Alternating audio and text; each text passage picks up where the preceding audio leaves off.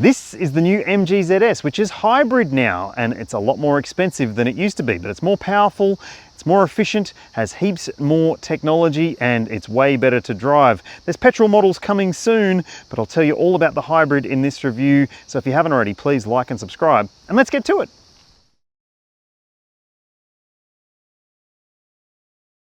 At launch, there are two different versions of the MG ZS Hybrid, and there will be petrol models coming. As I said, you can expect them to cost considerably less because the pricing for the hybrid models is considerably more than the existing ZS and ZST range. But the entry-level version is called Excite, and it's $33,990 plus on-road costs, but there is a promotional $33,990 drive-away price at the time I'm filming this at launch, and it has a bunch of really good features, that entry-level car. Things like LED lighting with auto lights. There's also 17-inch alloy wheels. You get a tyre repair kit, so no spare wheel. You get rain-sensing wipers. There's power folding heated mirrors. There's a 7-inch driver info screen, a 12.3-inch infotainment screen with wired Apple CarPlay and Android Auto. You get sat-nav as standard too. There's a plastic steering wheel, which is tilt adjust only. Only get manual seat adjustment in that base model as well. And you do get climate control with rear seat air vents for this model, which is a nice thing. And then there's this one here, which is the top spec. It is $3,000 more, so $36,990 plus on-road costs, or $36,990 drive away until the launch promotion ends. And I think that that does represent decent value because you do get a few extra features for your money. Things like 18-inch alloy wheels, you get a panoramic sunroof, there's a leather-wrapped steering wheel, fake leather interior trim, you get a 6-way power adjustable driver's seat, heated front seats, but the passenger seat is still manual. So do you think that the hybrid might be the right one for you? Or would you wait for the petrols? Or would you consider one of these alternatives instead? So if you're thinking hybrid small SUV, you're probably expecting me to talk about the Toyota Yaris Cross, but I'm not going to. I'm going to call out a couple of other options that you could consider. The Hyundai Kona Hybrid is one of them. It starts at just over $36,000, and you're not getting as much wow factor or features for that kind of money in the Kona Hybrid, but you're getting a Hyundai, which might matter to you more, and it does have a very good powertrain.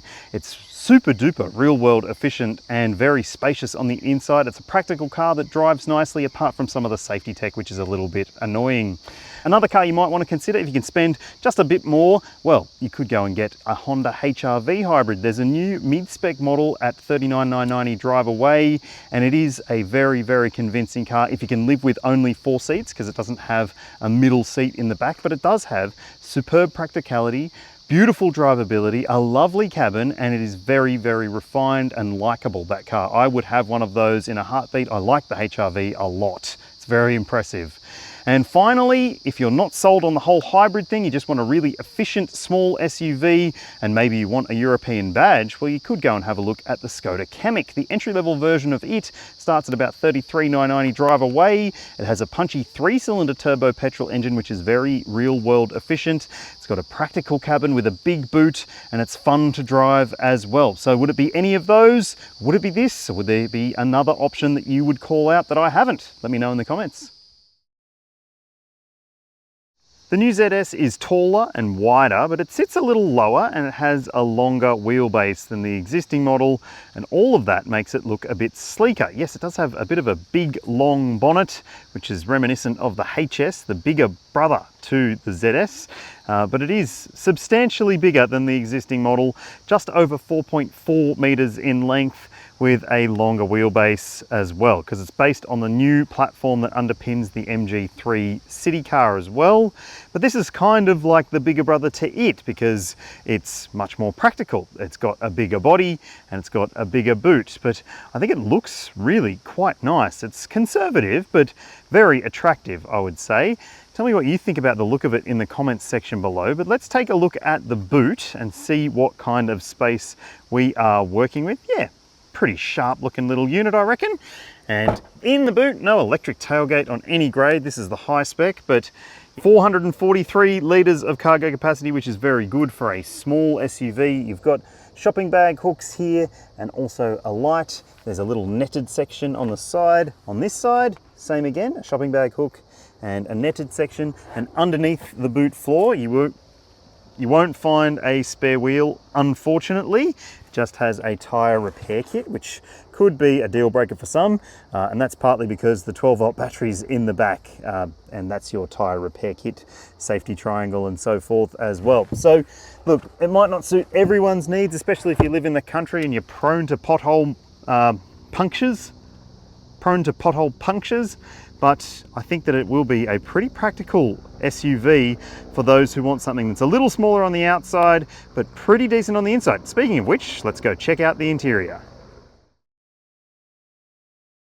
All right, so this is your view from the driver's seat of the MG ZS Hybrid, and it is a marked improvement over the existing model in terms of the presentation and the wow factor when you sit in the cabin, but there are some things that maybe still could be better. Let's go through them in detail right now. So in front of the driver, there is a big digital instrumentation screen. It takes a little bit of learning in terms of the controls. You have to use the steering wheel controls and figure out which one works to get it to work, and you can basically get the hang of it pretty quickly. You just need to spend a couple of hours learning the menus and the controls, but it is a comprehensive amount of information that's available on the screen there. I particularly like this screen here, which shows you the energy flow. So you can see if you're using the battery, if you're using the engine, a combination of the two, whatever it may be, that's a nice screen. And it is a very simple looking screen to get your head around, although it is a bit too colorful in some ways as well. Like you've got these orange streaks on the side, which look like it's trying to show you that you're at a racetrack, and it is a bit glary as well. As you can see my reflection in there. It's maybe not the best finish for that kind of screen. Same on this one, as you can see there. Yeah, at a glance, it's not the greatest experience because it is glary on the sides, and it will take a little bit of getting used to that glare factor. It is a bright screen though, like if you don't have your headlights on, it will brighten up a little bit, and it's not a bad screen, I don't think. In terms of the usability, it's very similar to some of the other MG screens out there. There's a very simple menu layout, and they've made it all orange. Maybe you can adjust that in this particular vehicle, but there's also smartphone attachment technology, so you can bind the car to your smartphone. It's a bit of a strange way of saying things, but you can keep an eye on things using your smartphone to see what's going on with the car.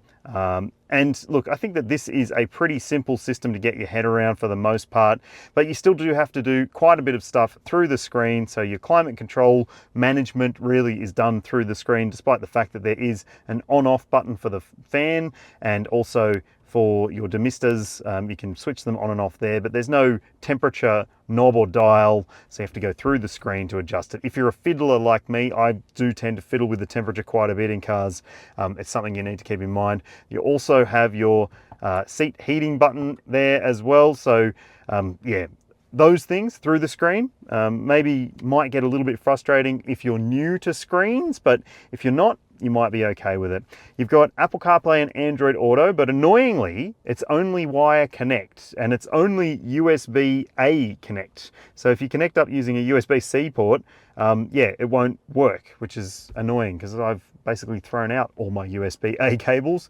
You've got radio, as you would expect, DAB as well as AM and FM, and there's a sat-nav system built into this car too, and it's got one of the pinch to zoom things, and you can move around pretty quickly as well. So I think that it's all pretty simple to get your head around. There's lots of menus and car controls on the screen as well. Some of them you might want to get used to include the MG Pilot system, so there's a bunch of safety technologies there that you might not like, but generally I've actually found it to be pretty livable with the safety stuff, but we'll get to that in the driving section. There's other systems that you can jump into if you want to make your regen braking more assertive. You use that little button section down there, and you've got heaps of other different settings that you can jump in and muck around with if you want to.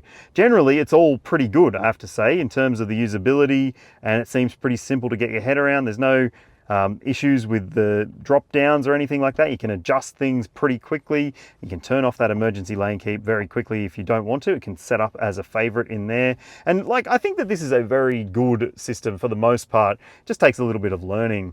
Like I said, you do have to plug into the USB-A port for your smartphone mirroring. There's USB-C port there. No wireless phone charger, which is a disappointment. There really should be in a car at this kind of money, in my opinion.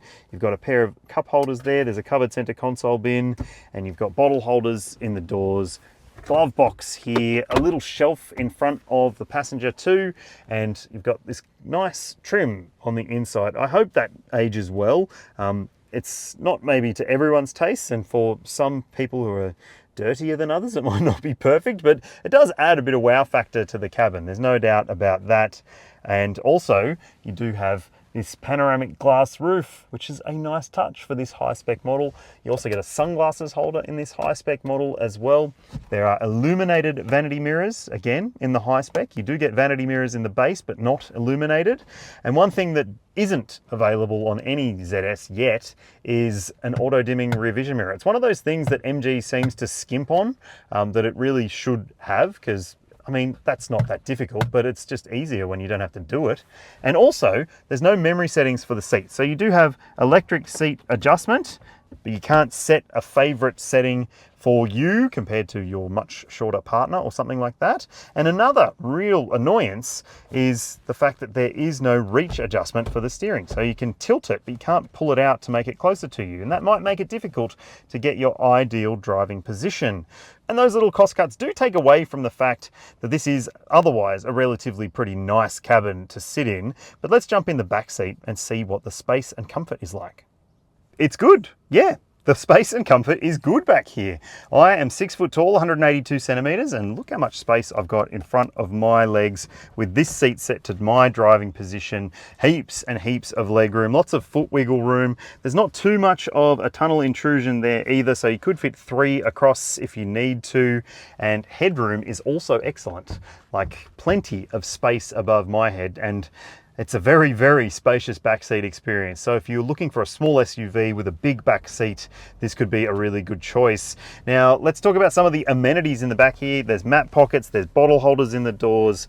Here you'll find directional air vents, which is great, and a USB-A port. They're stuck on the USB-A thing. I don't get it.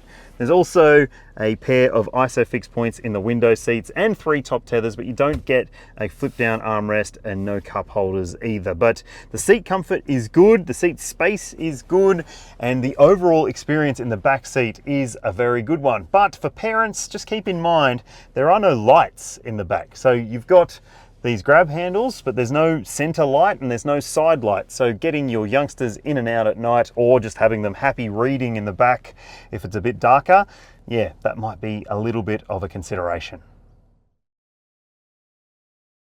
The ZS Hybrid is powered by a 1.5 litre 4-cylinder petrol engine, which has modest outputs in its own right. But then there's a punchy electric motor attached to that with a 1.83 kilowatt hour NCM battery pack, which is relatively small capacity battery for a hybrid system that pumps out as much grunt as this does. 158 kilowatts, 465 newton meters, which is heaps for a little SUV.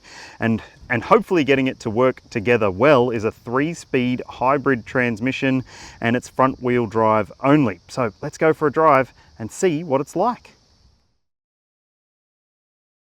All right, so let's have a go in the MG ZS Hybrid. I've driven it in urban situations, I've done some freeway commuting, and I'm now on a country road out the back of Sydney somewhere, and I have to say, largely, I'm really impressed with the drive experience. I think this is a very comfortable and quite confident feeling little SUV in terms of the drive experience. It does have a firmer edge to the ride, and I prefer that personally. I think that some other SUVs in this class can be a little bit sort of wobbly and wafty, whereas this just has a nice planted feel on the road surface. It feels pretty stiff and pretty, well, good to handle in terms of the driving experience. So you can actually take corners with a bit more venom than you might in some other lesser small SUVs. In terms of the drive experience, like I said, I'm pretty impressed. So we'll just tackle this corner with a bit of pace, and it hangs on nicely. And I'm just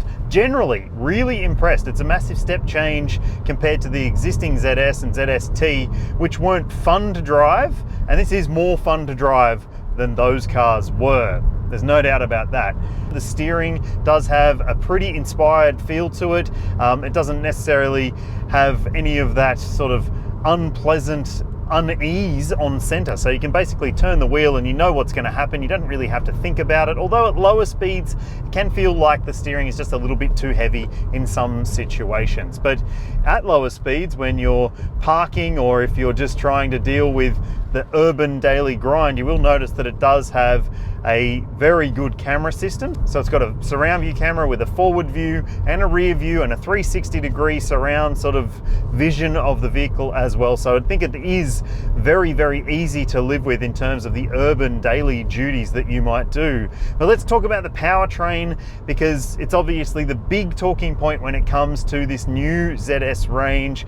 Never before has there been a ZS hybrid in Australia, and now there is, and I have to say, I like it. I think it's a really decent powertrain. The way that it manages to jump between the petrol engine, the battery pack, a combination of the two, whether the petrol engine is helping to power the front wheels or just send power back to the battery, it all works really quite well. I'm really impressed. And I haven't had any real issues in terms of the transmission either. It's a strange one. It's a 3-speed automatic hybrid transmission, but it seems to be doing a pretty good job, and it sort of behaves a bit like a CVT when the petrol engine kicks into life.